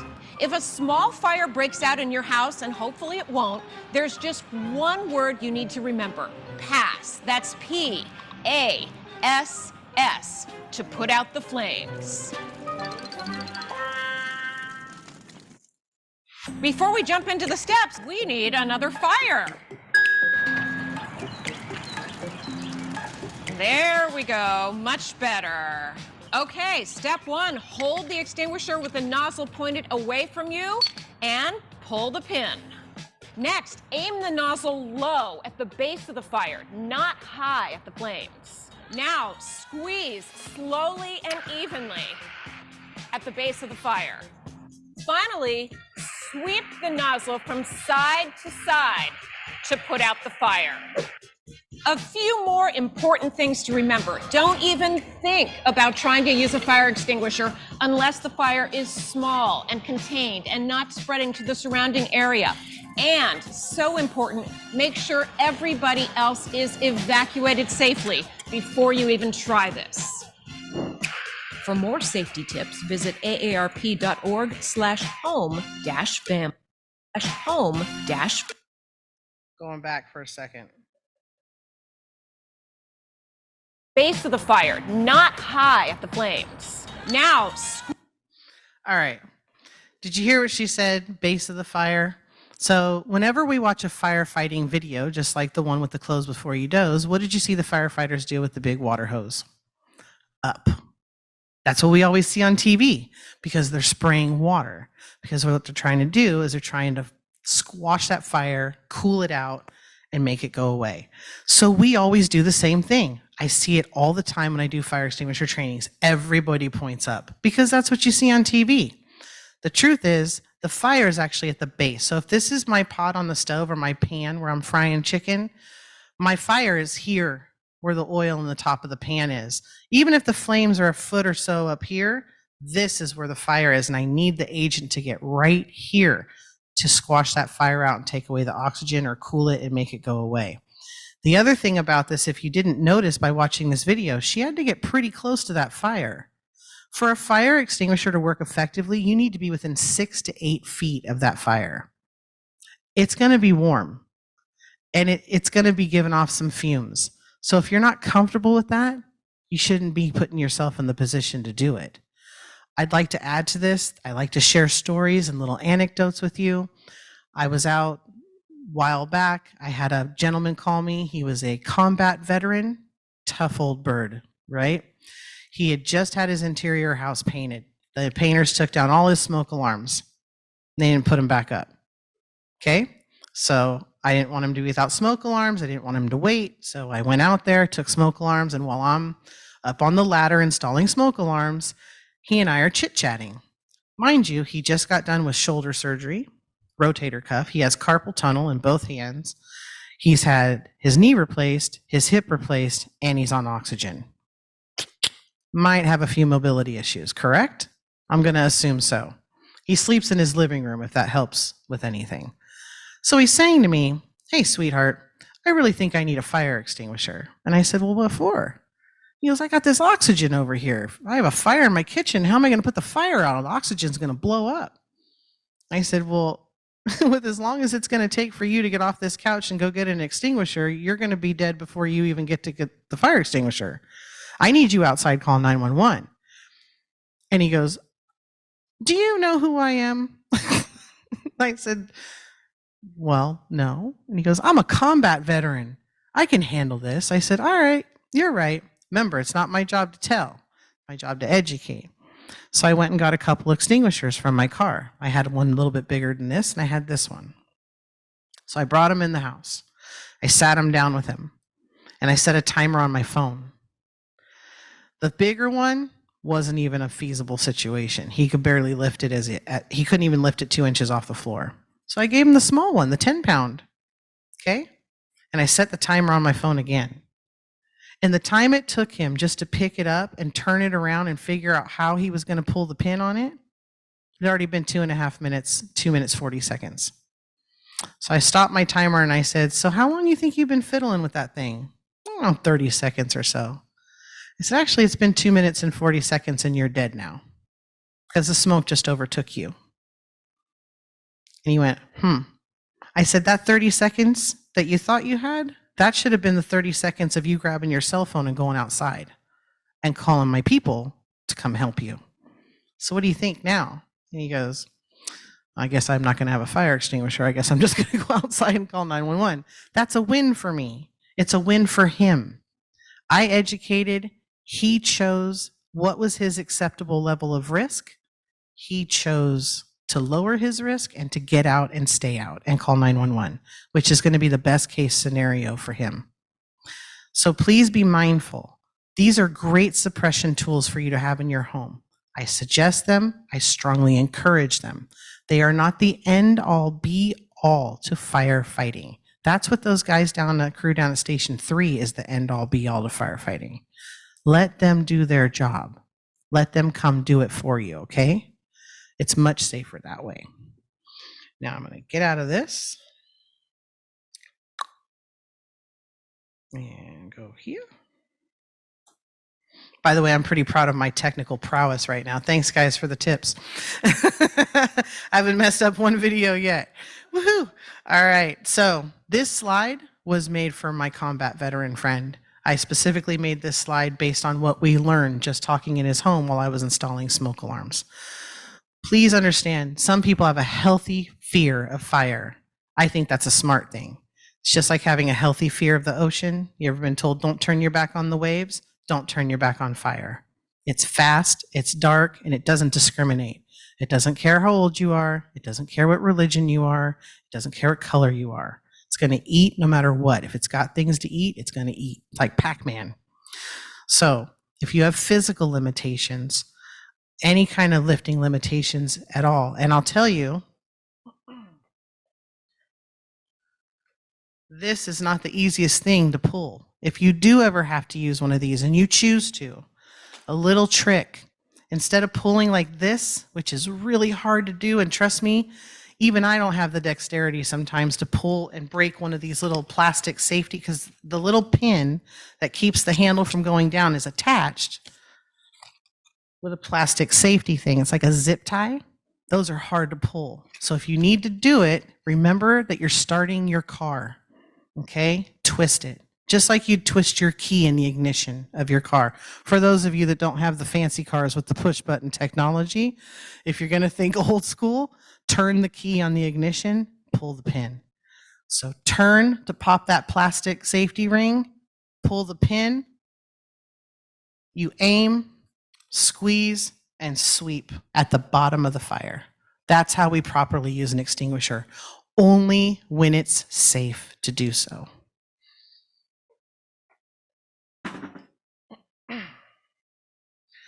See something, say something. For those of you that are getting into this and are understanding it and feeling a little bit better about it, there's fire extinguishers at some of your mutuals that are in the hallways. Please let somebody know if one's missing. Sometimes it happens. Sometimes they get removed. Sometimes they're being maintained. Please let somebody know. If you see anything damaged, dent, you see an extinguisher's dented, if you look at the gauge, okay, right here, you see this little gauge, there's a little yellow arrow right here that's in the green. As long as that little yellow arrow's in the green, that extinguisher is charged and ready to be operated. If you see that little yellow arrow in the red or anywhere else besides green, please let somebody know. I don't know if it's somebody who's in charge of your mutual. I don't know if it's Golden Rain. I'm not sure. I think it's a question that we could find out for you, but let someone know. See something, say something. Those extinguishers, somebody from Rossmoor has to go by, and they're visually inspecting those once a month by code, and then once a year they get recharged by a certification company, okay? But if you see something that looks out of place and it doesn't look right, even if you're wrong, who cares? You just took a step and changed your behavior to try and improve your safety and everybody else's. Nobody's going to get mad at you for saying, hey, I noticed something. I just thought you guys might want to take a look at it. Nobody's going to get upset about that. You're doing the right thing. I added these slides too because I used to get a lot of questions and it was the same one. So I like to create a little frequently asked question page. Just like with your smoke alarms and your carbon monoxide detectors, your fire extinguishers should be replaced every 10 years. There's usually a date stamp on the label or underneath that tells you when it was purchased or when it was made, by that. So every 10 years, they need to go. I'm going to show you in a minute where they go. Storing your extinguishers. Well, luckily we live in California, so we don't have to worry about anything, below 40 degrees and 120 we get close, don't we? But you're safe. The fire extinguishers, you can store them in your car if you have them. You can store them in the house. You'll be fine. How do you tell the difference between a rechargeable and a disposable? The easiest way is to look in the green area, right, where our little yellow arrow is. If it says charge or recharge or overcharge, that's a rechargeable extinguisher. And they usually have metal components on top. No plastic extinguishers are going to be rechargeable. Those are all disposable. But the easiest way to tell if you have a disposable or rechargeable is just by the wording in that little green area. Okay, if it says full or empty, that's a disposable. Anything other than full or empty, okay? Again, the chemical agent, the dry powder inside is monoammonium phosphate. It's usually a yellow powder, and extinguishers have different colored powders in all of them. I don't know them all, so please don't ask because I don't want to sound silly. Can I store them horizontally, laying them down? Absolutely. Back in the day, they used to say you have to pick up an extinguisher, tap the bottom, shake it. You don't have to do anything like that anymore. It's really cool to go look at the history of fire extinguishers to see where they came from in the late 1800s to now and just how far they've progressed. It's a really interesting read if anybody likes that kind of stuff, but you can keep them however you want. I suggest you mount them and keep them in a place nearby. I don't suggest you lay them horizontally in the kitchen cabinet, but if that's the only place you got, again, whatever, something's better than nothing. So we'll take that. Again, the most common type is the ABC. Is the stuff inside toxic? Nope, but it's messy. Take it from an expert who knocked hers over and shot it off in her kitchen. If you do ever have to use a dry chemical extinguisher to clean it up, I suggest you use the P word, patience. It's just going to be frustrating. Get a vacuum. If you know somebody has a shop vac, vacuum up as much of that powder as you can first and then wipe it down. It's non-toxic. It's not going to hurt anything.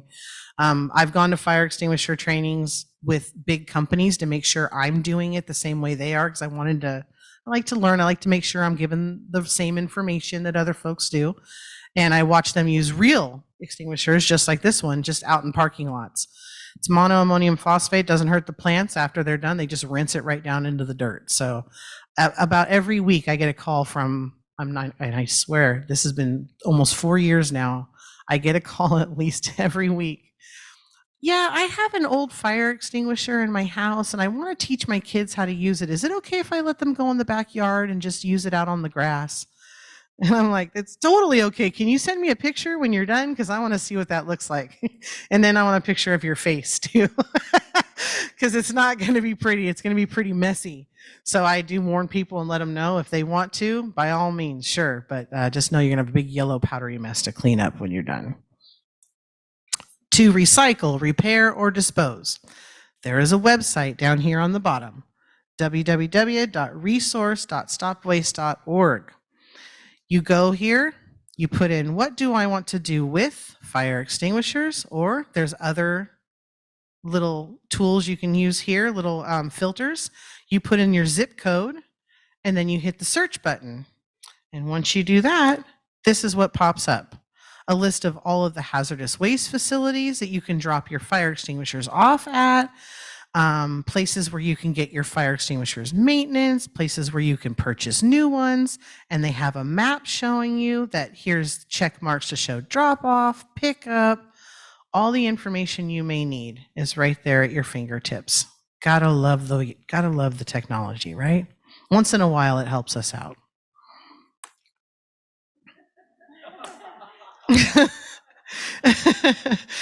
And like I said, I could sit here all day and I would love it and talk to you and answer any questions you have. Fran mentioned I was going to bring up the Home Fire Safety Survey. It's a wonderful tool. You can use it on any Android, Samsung, Google, iPhone, your pads, your tablets. If you don't use computers and you don't want to do it that way, I'll mail you a hard copy of it and you can do it by hand and send it back to me. Basically, what we did is we took a checklist, a home fire safety checklist from the National Fire Protection Association, and we put that checklist on steroids. We turned it into a survey form format. So in 20 minutes, you can walk through your home with your tablet or phone, and you will go through every room in your home and check your fire safety risks. Electrical safety, smoke alarms, do you have an escape plan, tripping hazards, you name it. We go from your kitchen to your living room to your bedroom. We walk you through your home. I can come out and do it with you. I can sit with you and do it, or you can do it all by your lonesome. You don't have to have me there at all. You submit that survey back to the fire district. It does not get sold. Your information is with me and me only. It goes into a spreadsheet because I like to see how many people do it and who's doing it and who's utilizing it. Once you do that, we send you a score back automatically. And it tells you what your risk score is. And every single question you answer, you get a response back for that section. So if you answered, I don't have working smoke alarms, that question is going to come back highlighted in red, and it's going to tell you why you need to have working smoke alarms, and then there's going to be video links and flyers that you can click on to tell you how to place them and where to get them. If you answered that question satisfactorily, the section will turn green and say, good job. This is why you're awesome. So it's a great tool. We're using it a lot. If you're interested, let us know. We can send it to you personally, and if you have any questions at all, I'm always here to answer them. So Thank you very much for your time. I appreciate you and all the people watching on Zoom. Thank you. Yes, ma'am. Noel, I am a retired college academic. My students would tell you I'm a very hard grader. A+ for the information. I learned some things I did not know. That's why we keep having her come back. And she mentors me, hopefully as much as I mentor her. I just wanted to emphasize a couple of things. The size of the fire and your willingness to engage your fire extinguisher. She showed you one pot on fire, contents on fire, or a small waste paper basket on fire. If it's any larger, grab your cell phone, get the hell out of your manor and call 911. Don't try to, put out a fire that's larger than the contents of the fire extinguisher.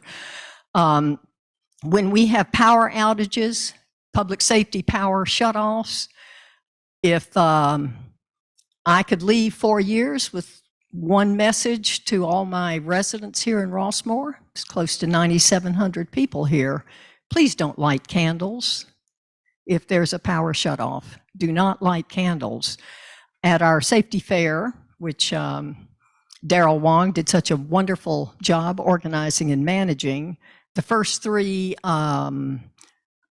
gifts from the draw were a package of 4 small battery-operated lanterns. I have them in every room of my house in a cabinet.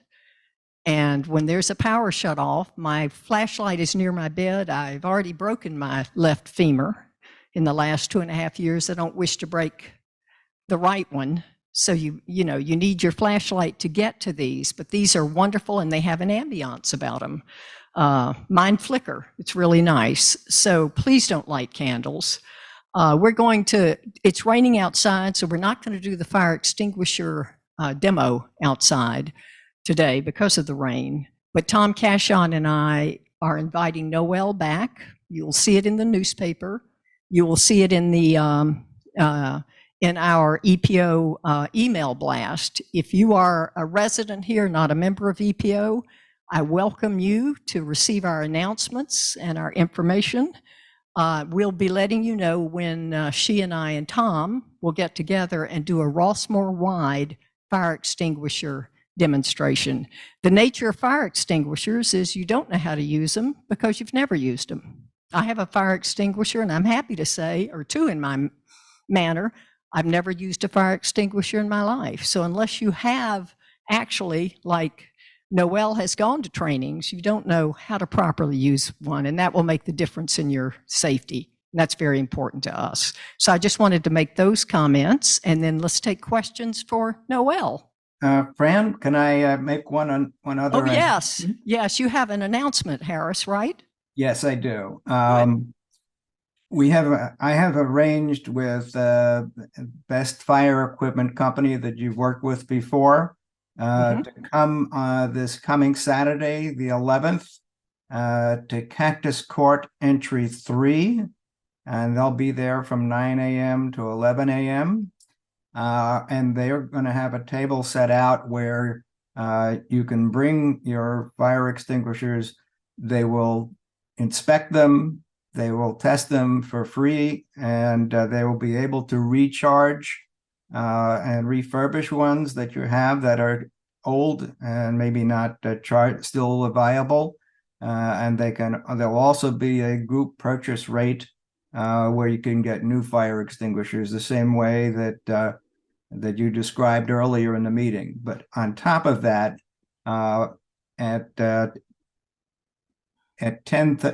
between 10 and 10:30, they're going to have a live demonstration of how to use the fire extinguisher, and they're going to do it on a bush around the entrance of Cactus Court Entry 3, just to demonstrate the past technique and show you how to pull the pin and how to use the fire extinguishers. This was set up primarily for Cactus Court entries 1 through 7. But we're opening it up for anybody who wants to come and get their kitchen fire extinguishers checked out and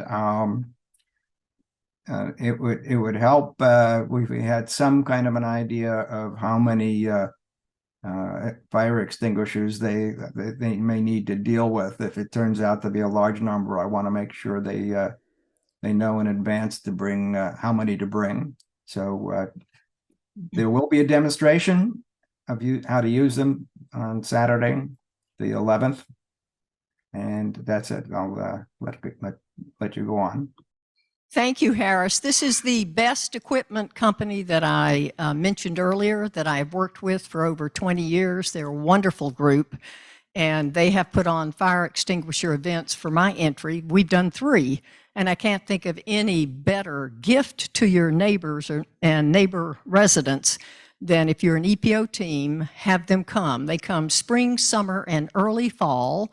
They don't do anything in the winter. Rain cancels. But you can set this up, and it's a free event, and one of the great things they do is they recycle the dead fire extinguishers. They take them. We don't want that landing in landfill. That's no place for a dead fire extinguisher. So this is the best equipment company, and it was on Noel's list. 9 o'clock to 11. They arrive at 9 and they leave at 11. And if they can repair fire extinguishers on site, they do so. If it can't be repaired, they take it back to the Berkeley site and they repair it, call you, get a charge card number, and then they bring it back to you to your front door in Rossmoor. So it's a great event for our local neighborhoods to invest in. And again, Noel, wonderful talk. Let's take some questions.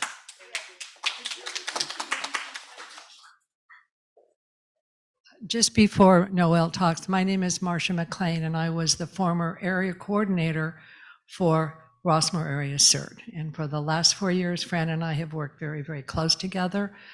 She's a fabulous person. We've mentored things together and just wanted to thank her.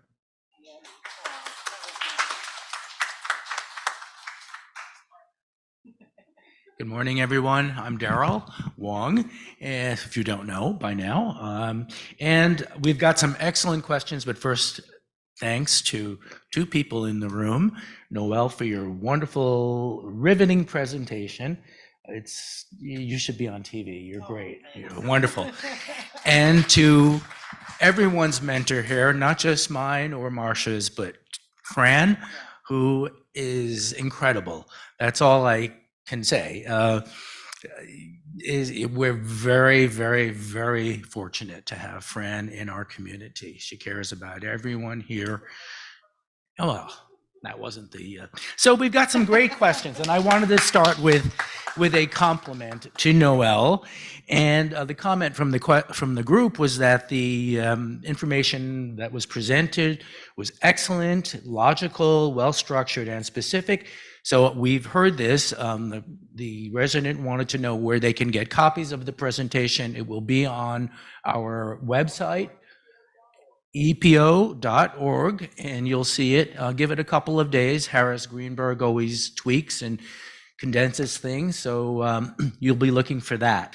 So we have a couple of questions that actually have been answered by such a comprehensive presentation, and the resident wanted to know about servicing the fire extinguisher, who does it, and what does this entail? So we've gotten some leads, of course, using ZZ Best. And again, to remind folks, this Saturday, the 11th at 10 to 10:30, entry 3, Cactus Court, there's going to be a demonstration. And the testing and replacement is going to be starting at 9. Oh, okay, 9. Okay, 9 to 11. Okay, even better. And then the question about what do we do with expired extinguishers was addressed by that site that you could, quickly pull up and give your location information. Scroll back to it while you're talking. Yeah. In case anybody wants it. Yeah, great, terrific. That's probably the same site, Rapid Recycle, where if you get rid of an air conditioner or a television or any kind of, bulk item. So there was a question about the mini spray can, which are called Prepared Hair. They're mini spray cans that Amazon sells. And the resident wanted to know how useful are they for putting out kitchen fires, are they effective? What's it called? Prepared hair, a mini spray can. It's Prepared hair? hair, prepared hair, you know, like here and now. Here and now? Yeah. Okay. I am. I'm gonna Google it. I've never heard of it. So, and this happens a lot. There's a lot of things prepared here. Oh, it's a fire blanket. Is it a fire blanket? It was Prepared Hero? The official Hero. site? Oh, Hero. Yeah. H-E-R-O. And it's a fire blanket, and then there's also a Hero fire spray. Yes. Okay, I'm going to tell you the same thing I would with any other fire suppression device.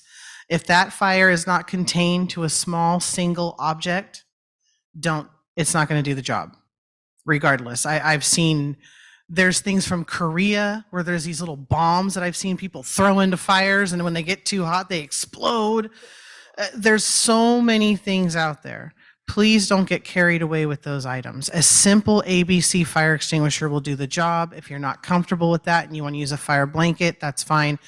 Still, I reiterate time and time again, if that fire is not in its incipient beginning stage and it's not small, please do not attempt to firefight with anything. I don't care if you've got a truck outside with a 20,000 gallon hose and you're going to flood the whole apartment complex.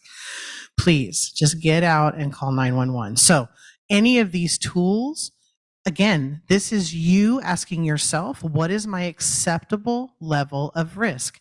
If you're curious how it works, buy one and use it. Go out in the country somewhere and go camping with your family and use it on a fire pit and see how it works and how it feels to you. If you feel more comfortable with a can that sprays, great, but it's still going to run out in about 10, 20 seconds. And it's still not going to do the job if that fire has left the object of origin and is now burning the room. Regardless, the fire needs to be in the incipient, small beginning stage, and it needs to be contained to a single object. Otherwise, we get out and we stay out. I don't care what the tool is. That's the message that our chief says, the National Fire Protection Association says, and that's coming from mountain on high, and I'm just delivering it down here to you. Okay? Thank you for that clarity. Another resident wanted to know if you have an oven fire, you don't have an extinguisher, first red flag, can you use salt? You've been talking to my Nana. Okay, so in the old days, yes, I can recall baking soda. I can recall salt being thrown on them. Please don't. You know why you don't need to? Because the fire's in the oven. All you do is leave the oven door shut and turn the oven off and go outside and call 911. Because what's going to happen is the oven door is shut, so guess what the fire doesn't have anymore? Oxygen. And guess what's going to happen to the fire when it eats up all the oxygen inside the oven? Bye-byes. Okay, when you're cooking on the stove, one of the things I didn't get into, because I told you I could give this presentation for hours and there's tons of tips. Cooking on top of the stove, keep the lid of the pan or the pot nearby, or keep a cookie sheet nearby. Instead of worrying about spraying and making a mess everywhere and using all these little fire suppression tools, just put a cookie sheet over the pan and turn the stove off. That's it. Put a lid on it. If you really want to see my acting abilities, we just did a cooking fire demo video. I can pull it up on our YouTube. I played the immortal Ina Gardner, Ina Garden, if you guys watch Food Network. Yeah, they put me in a wig and I was Irma Gardner, the bootless Baroness. And basically that's what we talked about, is if you have a fire, put a lid on it. Just take the lid to the pan or put a cookie sheet. What are you doing? Getting rid of the oxygen, strangling it out. You don't need to do anything else. Microwave, same issue. Keep the door closed, turn it off. You got a fire in the oven, leave the door shut, turn the oven off, go outside and call 911. That's all you got to do. Well, thank you, the Barefoot Contessa. So, on that note, are induction stovetops the best option to prevent cooking fires? No, if it's hot, it's hot. It's heat. It like I said, no end all be all perfect answer. Sure, it's a safer way because it only heats up when the pot is on it, but the pot's on it and it's hot and there's still a fire that happens in the pot, right? So you still need to pay attention to your cooking, not walk away from it, and keep something nearby to be prepared in case it gets out of control. So there is no perfect answer. It's all in our behaviors and what we do to reduce our risk when we're using these things. Okay. And I will add one tip I learned from personal experience. When we moved, I didn't bring my toaster, so I used my broiler to make toast. Not a good idea. Because it goes from not toasted to burnt in about 2 seconds. And so I learned that lesson. Okay, good. Make me feel better. Yeah, no, you're not alone. And another question is, what do you generally recommend as to a safety ladder for those of us who live in two-story manors? Oh, gosh, this question. Okay, please understand that safety ladders are great and you can use one, but if you are going to get one and use one, and I hate to tell people this, you really need to practice it. What you're using is a ladder that's hanging onto the ledge of your windowsill and it moves like this while you're trying to traverse it. I'm going to be honest with you, I couldn't do it. My kid could. She's about 20 years old, but I've had people ask me, well, what if I can't use the ladder? Should I just fall out my window and just aim for that bush? I am not going to tell you to throw yourself out and aim for the bush. I'm not going to tell you to use a ladder.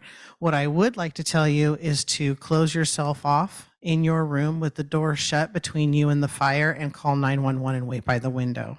And the only reason we tell you not to open up the window, it has nothing to do with a backdraft, or if you open the window, the fire's all of a sudden going to go oxygen and just like blow up your room or anything like that. It's simply because I don't know where the fire is. And if the fire is in the unit next door and there's smoke coming out, I don't want you to open your bedroom window or wherever you are and then allow the smoke to come in and affect you where you're trying to shelter in place. Simply go into your bedroom, shut the door between you and wherever that fire is, call 911, and the fire department will get here and they will come get you out. Okay? That's my top suggestion for you. Again, I learned from experience in living in a two-story old frame house way back east. We bought a collapsible ladder, one of those roll things. Yeah. And so I said, well, I have to practice. Number one, depending on your windows, ours were vinyl replacement. When you hook them onto it, they start to bend. Okay, so that's the first thing. And then the second thing is you hook them on and you're facing the window. It's really difficult to get up onto the windowsill and pivot and climb down with your face towards the house. Yes, especially, but I'm talking, I tried to do this 30 years ago and it was like the left foot, the right foot, and which way do you go? And you know, you could really injure, and then of course, if there's a fire and you're panicked, so that's not a great answer, but it's what I've experienced, so. Yes, sir. So the question is if you live in a mutual that is not sprinklered currently, is there a way to gain, yeah, which is most of everybody. Okay, that's it. Is there a way to do that? I'm not sure. I honestly don't know the answer to that question. Normally what we've seen is when there's been new construction, of course, and certain square footage, sprinklers are put in. I do know there's people that have bought single family homes and then upgraded and paid to put sprinklers in. But as a mutual, I believe you're capable of anything. If enough people got together and said, we really want to sprinkler our units, and everybody got on board and everybody's willing to pay the fee or the price and everybody shares the cost for the shared reduction of risk, I don't see how you couldn't. Now, is there a special program or anything of that sort? I am not aware of one, but who knows? There very well may be, and with a little bit of homework and digging around, who knows? But I don't have the answer to that at this time. I do think strength comes in numbers, and that if enough people wanted it and wanted to chip in, I believe you could possibly get that done. But that is a little bit beyond my knowledge at the moment. Yes, sir. But a great question nonetheless, and a smart one. So yeah. Are there any other questions or topics that we have not covered? The neighbor was talking about the dryer vents in the laundry rooms, and getting them regularly serviced. Yeah. I believe, and this may be something to check with Tom on with the mutuals, I'm not sure, but I'm pretty sure that there's somebody that goes around and cleans those dryer vents out. And we're not talking about the lint traps. It's a very great question. I see a finger in the back. So Daryl's going to run over there. But you're right. The dryer vents do need to be cleaned. I would check with whoever's in charge of your mutual and ask them if that's been done for your laundry area. And if you own your own place and you have not have that done, you need to do it at least once a year. Call an HVAC company. It's not super expensive. Have them come and clean out the vent from the back of the dryer that goes to the outside. When I was a kid, I didn't realize it. My grandfather used to collect all the lint from the dryer and put it in a paper bag, and that was our fire starter when we went camping. It's so flammable. So I've seen those things that haven't been cleaned out for 10 years and they're just packed with fuel. So if you own your own place and you have a laundry unit within your dwelling, please call an HVAC company at least once a year and have your dryer vents cleaned out. Huge thank you that's an excellent point, ma'am. Thank you. And if you have a shared laundry, please check with your mutual to make sure that's being done. And Fran's going to add something. Gabby Gibson is back. There are some companies that will come to your home and inspect your dryer vents. Get in touch with me. I can give you several companies. What our entry did was we made a date, and any owner of their manor who wanted their dryer vents checked had it done. It took the guys all day to do 20 manors. It's a great benefit. I want to add one more rule of thumb, and Noell has spent time telling us simple behaviors can make a real difference. Please don't ever turn your dryer on and leave your manor. Fires start in dryers. You need to be there if a fire starts in your dryer. So it seems to me I'll walk out of the house and say, oh, I won't be gone but 30, 40, 50 minutes to Safeway. Please do not leave your house if your dryer is on. Stay with the dryer. So a gentleman in the back reported that he had concerns about the fire, the dryer vent, and was informed by Maud that it's the resident's responsibility, which it is. But the point also is that little lint filter, which isn't going to be the major cause, that's something that you do. It's also increases the efficiency of your machine when you do that. So you save some money at the same time.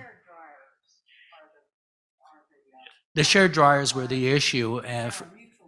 They're a mutual property because they're on Rossmoor property, but there was no response about that having been done. So maybe some follow-up is needed. Before we leave, I'd like everyone to stand if you can, and let's give Fran Gibson a standing ovation.